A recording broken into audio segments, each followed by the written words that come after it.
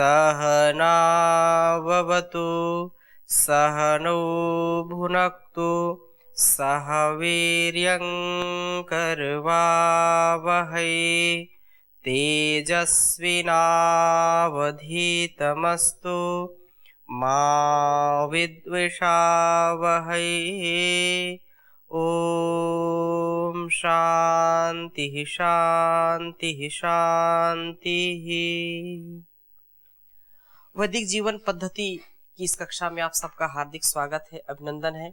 बहुत उत्तम चर्चा चल रही है अपने जीवन को, अपने स्वभाव को और इस संसार को अच्छा बनाने के लिए, परस्पर जीवन को हम अच्छा सा जी सकें, उस परमात्मा के द्वारा दिए गए उपदेशों का आचरण अपने स्वभाव में कर सकें। हम सब चाहते हैं कि हमारा जीवन अच्छा हो, हम सब चाहते हैं कि हमसे कोई ईर्ष्या द्वेष न करे, हम सब चाहते हैं कि हमारी जो है सर्वत्र प्रशंसा ही हो, भलाई ही मेरी सबके सामने रखी जाए, मेरी बुराई न रखी जाए, मेरी वो चीज न रखी जाए जिससे मेरा जीवन कलंकित होता है। तो ये सारा समर्पण हम संध्या के मंत्रों में उस परम पिता परमेश्वर के सामने करते हैं और उसके समक्ष जब बिल्कुल नतमस्तक हो जाते हैं कि मैं कुछ नहीं हूं, सब कुछ तेरा ही है, और जो कुछ भी मेरे मन में चल रहा है या दूसरों के मन में मेरे प्रति चल रहा है, वह ईर्ष्या द्वेष छल कपट की भावना और जो असंगत या जो अनिष्टकारक विचार आ रहे हैं, उनका सब उत्तरदायित्व आपके हाथों में है। अब सौंप दिया इस जीवन का सब भार तुम्हारे हाथों में, मैं हूं संसार के हाथों में, संसार तुम्हारे हाथों में। अब जीत तुम्हारे हाथों में, नहीं हार तुम्हारे हाथों में, क्योंकि परमात्मा को जब हम समर्पित हो जाते हैं तो हमारी हार कभी हो नहीं सकती है। तो ये समर्पण संध्या में हम करते हैं। तो संध्या के मनसा परिक्रमा मंत्र में हम चौथे मंत्र का स्वाध्याय कर रहे थे अथर्ववेद के। ये मंत्र बहुत ही उत्तम है और इसमें कहा, उदीची दिक् सोमोधिपति स्वजो रक्षिता शनि ऋषभः तेभ्यो नमोधिपतिभ्यो नमो रक्षितृभ्यो नम इषुभ्यो नम एभ्यो अस्तु योऽस्मान् द्वेष्टियं वयं द्विष्मस्तं भोजम्भे दद्मः। ये जो मंत्र आपके समक्ष है, इस मंत्र को विशेष रूप से समझने का प्रयास करना चाहिए। एक एक शब्द यदि हमारे जीवन में उतर जाए तो हमारा कल्याण हो सकता है। तो यहाँ जो उदीची दिक् सोमोधिपति स्वजो रक्षिता शनि ऋषभः, बाकी अर्थ तो पीछे हम करते आए हैं, इस पर थोड़ा सा विशेष ध्यान देते हुए इसकी चर्चा हम करते हैं आगे। तो कहा जो उदीची दिशा हमारे बाईं ओर उत्तर दिशा है, सोम उसका सबका जो है उत्पादक प्रेरक और शांति स्वरूप प्रभु दिशा का अधिपति है, जो स्वतः उत्पन्न स्वयंभू है, जो खुदा है, जो खुद आया हुआ है और जर्रे जर्रे में समाया हुआ है।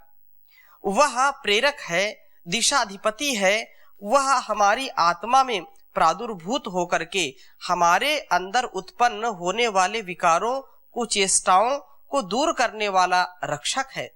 तथा असनी ईशवः, जो असनी ईशवः आया है, असनी उसकी विद्युत रूप वज्र के समान जो दंड व्यवस्था है, वह हमारे लिए बाण रूप मार्गदर्शक है, वो ईशवः।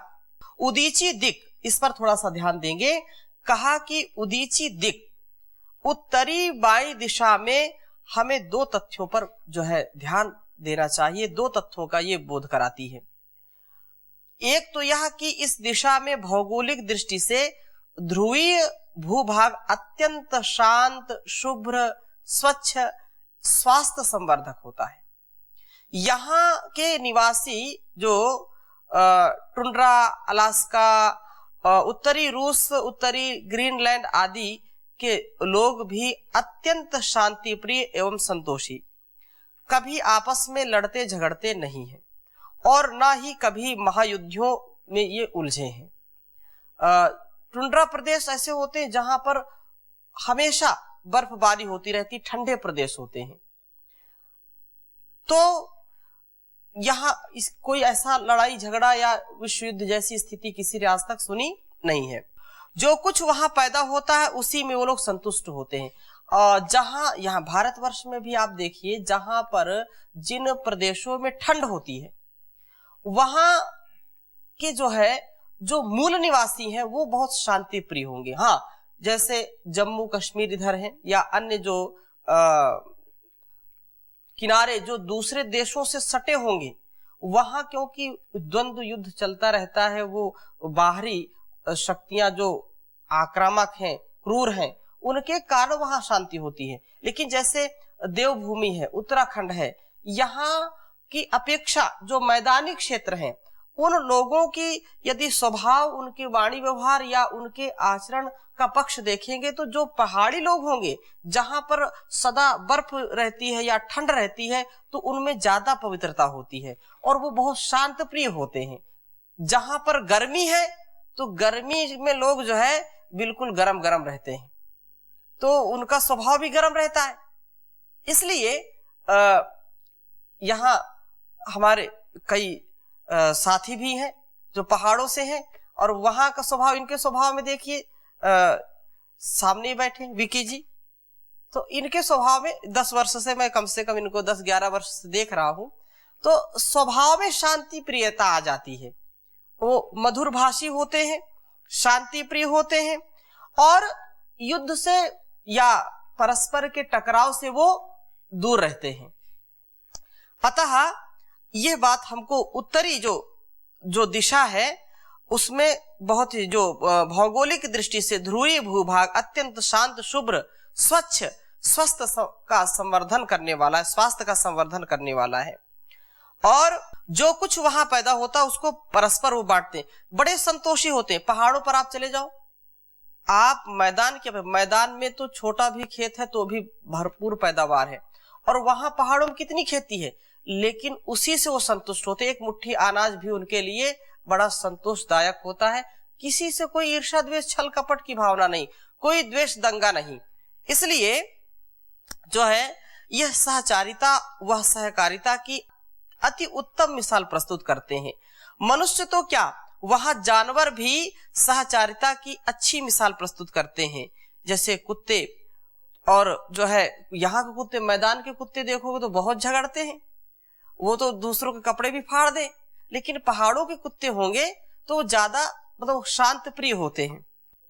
जहां पर बर्फबारी होती, विशेषकर वहां की, एक दूसरे को देखते हुए वो स्नेह का, प्रेम का ही, सौहार्द का ही संदेश देते हैं। इसलिए ये कह लें कि उनका जन्म जात स्वभाव ही स्वजातीय स्नेह और प्रेम का होता है। लेकिन कुछ लोगों का जन्म जाति वैर का होता है, द्वेष का होता है, ईर्ष्या का होता है, ऐसी वृत्ति है। इसलिए पहाड़ों पर जहां, जैसे मैंने जिक्र किया, टुंड्रा प्रदेश आदि जहां होते हैं, वहां कुत्ते इतने सहचर भाव से रहते हैं कि जो रेंडियर होते हैं, वो कुत्ते की एक प्रजाति ही कहते हैं उनको, कि वो लोगों का सहयोग करते हैं और उनसे गाड़ी खींचने का काम करते हैं। अतः यह दिशा हमें शिक्षा दे रही है कि हमारा जीवन शांति प्रिय, संतोषी और सहचारिता से युक्त होना चाहिए। इसलिए इस दिशा का दूसरा तथ्य यह है कि हमारे बाईं और सीने में स्थित हमारा हृदय है, इस वक्षस्थलीय हृदय के अनंतर वैदिक वांग्मय में एक और हृदय का उल्लेख है, जो मस्तकीय हृदय का जो मस्तिष्क के मध्य भाग में स्थित है, जिसे ब्रह्मपुर या ब्रह्मरंध्र कहते हैं। इसी में आत्मा और परमात्मा का निवास वर्णित है। इसी में पवित्र परमात्मा पवित्र आत्मा के साथ युज्य सखा के रूप में स्थिर रहता है। हमारा वक्ष स्थली जो हृदय हमारी शरीर वृत्तिक क्रियाओं को यथावत बनाए रखने में सक्रिय सहयोग देता है। आवश्यक जो ऑक्सीजन है वो ऑक्सीजनीय ऊर्जा एवं पोषक तत्वों को समस्त कोशिकाओं को जो है वितरित करता है। हमारे जो जीवन में स्फूर्ति, सौहार्द या उत्साह, उसको, उस जीवन को बनाए रखने में सहायक है। अतः यह शांत व समाहित रहे, स्वस्थ रहे, सबल और सक्षम रहे, ओज से जो है परिपूर्ण रहे। हमें प्रयत्नशील रहना चाहिए। इसमें हमारा मस्तिष्क जो है, हृदय महत्वपूर्ण भूमिका निभाते हैं। जैसे मानसिक उत्तेजना व उद्वेग में हृदय गति तेज हो जाती है और सदमे की स्थिति उत्पन्न हो जाती है। अत्यंत धीमी सदमे की स्थिति में अत्यंत धीमी, वैसे तो हमारा यह हृदय अन्य सभी अवयवों की अपेक्षा अधिक कार्यरत रहता है। हर मिनट में औसतन 72 बार ये धड़कता है। पल भर भी विश्राम नहीं करता। यदि जो हम कितना भी विश्राम करें, 4 घंटे, 8 घंटे, 24 घंटे, अगर चारपाई से ही ना उठे, बिस्तर पर ही पड़े रहें, तो भी ये कभी विश्राम नहीं करता। अनवरत चलता रहता है हृदय हमारा। एक भी पल के लिए यदि ये स्थिर हो जाए तो जीवन की गाड़ी जो है वो रुक जाएगी, आगे नहीं बढ़ेगी। ये बिना विश्राम किए जो है चलता रहता है और शांत भी रहता है। यदि दिल की धड़कन बढ़ जाए तो व्यक्ति परेशान हो जाता है, और या बिल्कुल मंद हो जाए तो भी परेशान हो जाता है। तो जो ईश्वरीय व्यवस्था है, जो एक मापदंड है, उस मापदंड से इधर उधर नहीं होना चाहिए, और उसके लिए मन शांत होना चाहिए। मन जितना शांत होगा उतना ही ये हमारा शरीर स्वस्थ रहेगा, हृदय भी स्वस्थ रहेगा।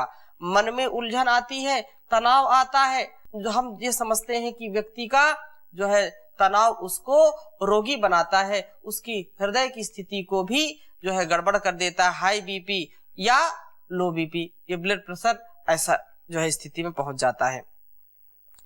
इसलिए जो है पल भर भी विश्राम ये नहीं करता, फिर भी अपूर्व शांत रहता है। रूठता या मचलता नहीं है, छुट्टी नहीं लेता है। कभी रूठ जाए कि नहीं नहीं मैं नहीं करूंगा, बहुत जो है सेवा कर ली, अब नहीं करूंगा, कभी हड़ताल नहीं करता। संतोषी इतना है कि रक्त खजांची के रूप में अन्य अंगों अवयवों को तो पुष्कल रक्त बांटता है, पर उसमें से अपने लिए एक बूंद भी नहीं रखता है।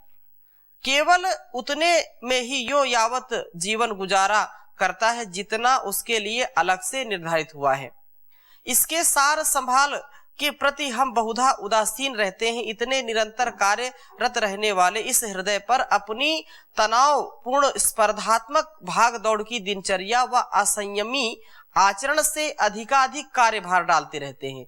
इसके विश्राम के लिए या इसको थोड़ा सा और संतुलित करने के लिए हम कभी थोड़ा सा ध्यान प्राणायाम के लिए मन नहीं बनाते हैं। यदि हम थोड़ा सा ध्यान, प्राणायाम, योग निद्रा या कुछ इसको विश्राम दें तो और अच्छा चल सकता है। इसके प्रति हमारा विचार होना चाहिए। अधिकांश लोग विचार नहीं करते, जब तक गाड़ी चल रही है चलने दो। जैसे हम अपने जो है वाहनों का विशेष ध्यान रखते हैं, उसके डीजल और जल और उसका जो अन्य सर्विसिंग आदि का विशेष ध्यान रखते हैं, लेकिन इसकी सर्विसिंग का ध्यान नहीं रखते। शरीर के एक एक अंग का हम यदि ध्यान रखेंगे तो हमारा वो पूरा ध्यान रखेंगे। अतः समय निकाल करके अंगों की पुष्टता के लिए, इसके आरोग्य के लिए हमको कुछ कार्य करना चाहिए। ये कभी थकता नहीं है, अगर कभी थकता है सांकेतिक शिकायत करता है।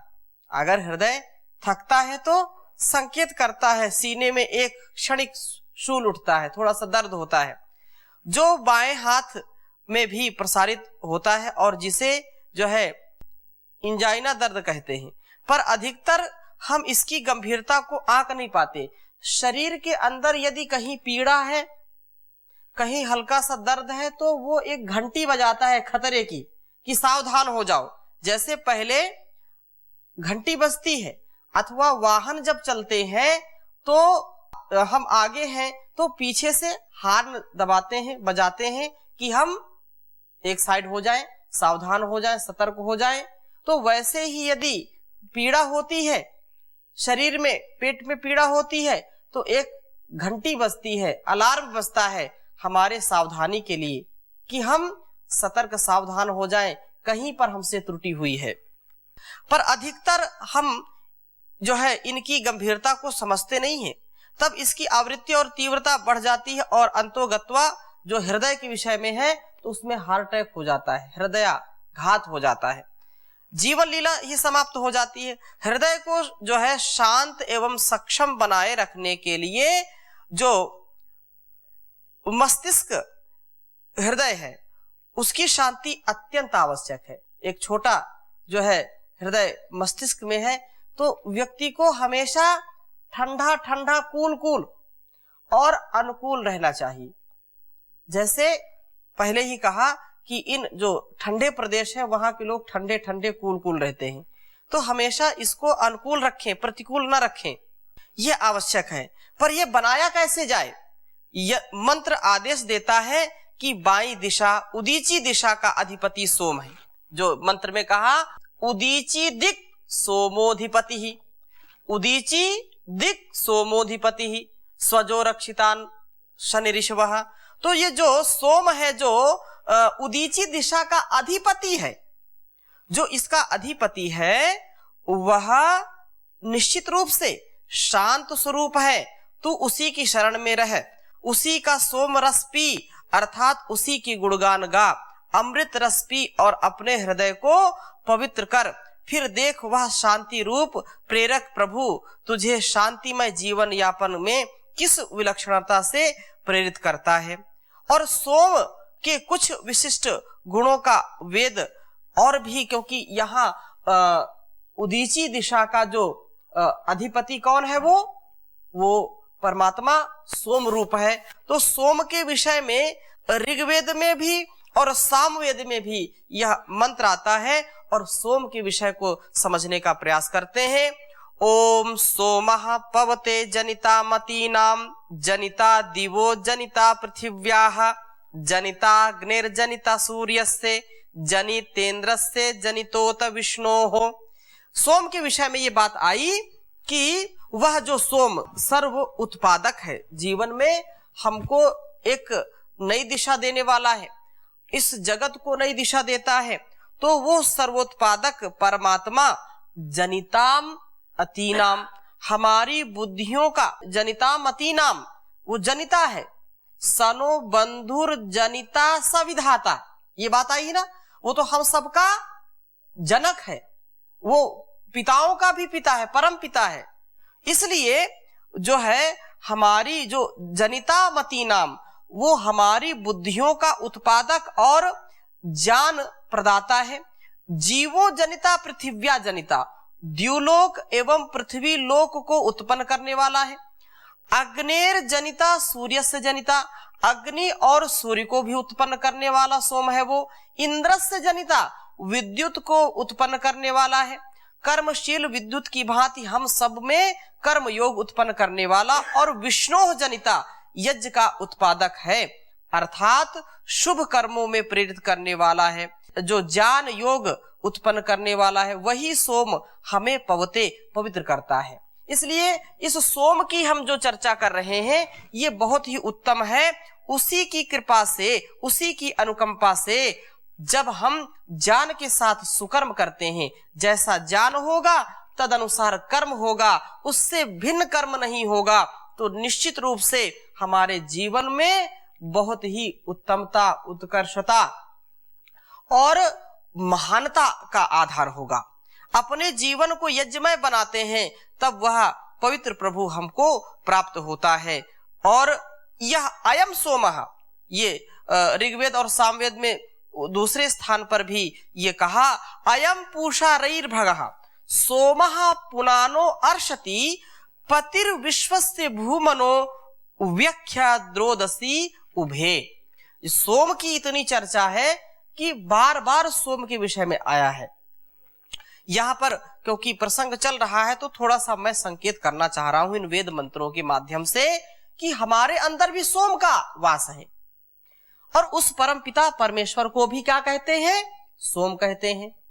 अतः अयम सोम, यह सर्वोत्पादक शांत स्वरूप परमात्मा पूषा, सबका पोषक है, सबको पुष्टि देने वाला है, ऐश्वर्य प्रदाता है, पुनानः सबको पवित्र करने वाला है, भूमनः विश्वस्य पति, इस बृहत ब्रह्मांड का वो स्वामी है, और रई संपूर्ण धन ऐश्वर्यों का स्वामी है सोम। उभय रोदसी, द्युलोक व पृथ्वी लोक दोनों का व्याख्याता बनाने वाला है। वह प्रभु हमारी विभुता से अर्शति सर्वत्र विराजमान हो रहा है, हमारे हृदयों में भी वह विराजमान होता है, बशर्ते हम यज्ञमय जीवन यापन करते हो। भाई अपने आप को सुयोग्य बनाना पड़ेगा, सुयोग्य बनाएंगे तो निश्चित रूप से उसका स्नेह पाएंगे। हमारे मन में विकार स्वजह की तरह जो है रह करके उठते रहते हैं, जो इसमें जो मंत्र में आया स्वजो, स्वजो से जो है हमारी रक्षा करे। जो विकार है वो क्या है? स्वजह। न चाहते हुए भी जरा सी मानसिक उत्तेजना या उद्वेग से स्वतः ही उठ खड़े होते हैं। स्वजा मतलब जो स्वयं उत्पन्न होते हैं, जिनको उत्पन्न नहीं करना पड़ता है। जैसे मैं स्वजा उनको भी यदि व्यवहारिक दृष्टि में बोलूं, जो हम खेती करते हैं, किसान खेती करते हैं, तो उन बीजों को डालना और उनको पाल पोस करके अथवा उनके लिए अच्छी मिट्टी तैयार करना, जिन बीजों से हम फसल चाहते हैं उनको उगाना बड़ा कठिन काम होता है। लेकिन कुछ स्वजा है, कुछ ऐसे खरपतवार होते हैं जो अपने आप ही उगाते हैं, उनको बोने की आवश्यकता नहीं होती है, वो फसल से पहले ही तैयार हो जाते हैं और फसल को दबाने का काम करते हैं। इसलिए हमारे स्वभाव में जो स्वजा है, अर्थात जो अपने आप विकार उत्पन्न हो जाते हैं, उनसे बचने का उपाय करना चाहिए। हम अच्छे विचारों के लिए तो प्रयत्न करते हैं कि हमारे अंदर अच्छे अच्छे विचार आए, लेकिन वो विचार जो हमारे जो है गुणकर्म स्वभाव को नष्ट करते हैं, हमारे जो है चरित्र को नष्ट करते हैं, हमारी जो सात्विकता है, हमारी जो भक्ति है, जो श्रद्धा है, जो अच्छी भावना है, उसको नष्ट करने का काम करते हैं कुछ बुरे विचार आकर के। तो उन विचारों से कैसे बचें? तो बार बार हमको ये संकल्प करना पड़ेगा कि यह मन मेरा क्या हो? शिव संकल्प से युक्त हो। तन्मे मनः शिव संकल्पमस्तु, यह मेरा मन शिव संकल्प से युक्त हो। तो यहाँ जो स्वजा कहा, न चाहते हुए भी जरा सी लापरवाही या जरा सी मानसिक उत्तेजना या उद्वेग से स्वतः ये उठ खड़े होते हैं। अन्याय, अनीति, अधर्म, अनाचार और अंधकार, अभाव, ये जो है इससे कार्य करवा देते हैं। दुष्ट जो वृत्तियां उभार देते हैं, जिस कारण काम, क्रोध, लोभ, मोह, ईर्ष्या, द्वेष आदि के अवांछनीय दुर्व्यवहार करा देते हैं। हमारे अंदर वो दुर्व्यवहार आ जाते हैं। इनसे तो रक्षिता अर्थात रक्षित रहना ही श्रेयकर है। पर कैसे? दिशाधिपति सोम के संरक्षण में रह करके। दिशा का जो अधिपति सोम है, जो सोम ईश्वर है, वो परमात्मा है, वो हमारे लिए विशेष रक्षा का है। सोमो अधिपति स्वजो, वो स्वजों से, बुरे विचारों से, बुरी भावनाओं से रक्षा करने वाला है वह परमात्मा सोमोधिपति, जो सोम अधिपति इसका है। इसलिए सोम की शरण में आए हम, और सोम की शरण में आने से हमारे अंदर के जो बुरे भाव है, बुरे विचार हैं या जो कुकर्म है, वो सुकर्म में बदल जाएंगे। अतः जो दिशा का अधिपति सोम है, इसके संरक्षण में रहना चाहिए। वह हमारी बुद्धियों को प्रेरित करके हमें सही मार्ग पर चलाता है। उसकी रक्षण व्यवस्था अपूर्व है, वज्र रूप है। एक ही झटके में उभरती कुवृत्तियों को झटके से मसल करके रख देता है। उसका स्मरण करना, उसका निराकरण कर देता है, अच्छा सुयोग बैठा देता है, बशर्ते हम उस झटके से सम्यक शिक्षा ले सकें। इस संदर्भ में जो है विशेष हमको प्रयत्न करने की आवश्यकता होती है और हम अपने जीवन को अच्छा बना सकते हैं। तो जो है जीवन का यह जो सदगति का भाव है, उसमें सदा सर्वदा इस बात का हमको ध्यान रखना चाहिए कि जो सोम अधिपति है, सोम मेरे अंदर भी है, और जब उसकी शरणागति को हम प्राप्त करते हैं तो हमारे अंदर की जो दुर्वासनाएं हैं, दुर्भावनाएं हैं, जो द्वंद्व हैं, वो क्षीण हो जाते हैं, नष्ट हो जाते हैं, और हमारे अंदर एक असीम उत्साह का जो है संचार होता है। जीवन में कभी भी हताशा और निराशा नहीं आती है। व्यक्ति पल पल सुव्यवस्थित होता है। ये व्यक्ति विचारों से ही आगे बढ़ पाता है। यदि उसके सुविचार उसके पास हैं तो जीवन को वह कभी निराश नहीं करता है। यदि सुविचार नहीं है, सद्व्यवहार नहीं है, सत्संग नहीं है, सद्विवेक नहीं है, तो वो निश्चित रूप से नष्ट होगा और दूसरों को भी भ्रष्ट करेगा। हम हमेशा इस बात का ध्यान रखें कि इसमें कभी भी भूल नहीं होनी चाहिए। यदि भूल हो गई तो जीवन शूल बन जाएगा और हमारा ये जीवन जो बहुत खुशनुमा है, बहुत प्रसन्न है, वो धूल में मिल जाएगा। अपनी भावना को सोम के साथ जोड़ करके रखें, अपने व्यवहारों को सोम के साथ जोड़ करके रखें, तो हमारा जीवन बहुत अच्छा बनेगा। इसकी चर्चा और अगली कक्षा में हम करेंगे। अभी यहीं पर विराम देते हैं। ओम शांति शांति शांति।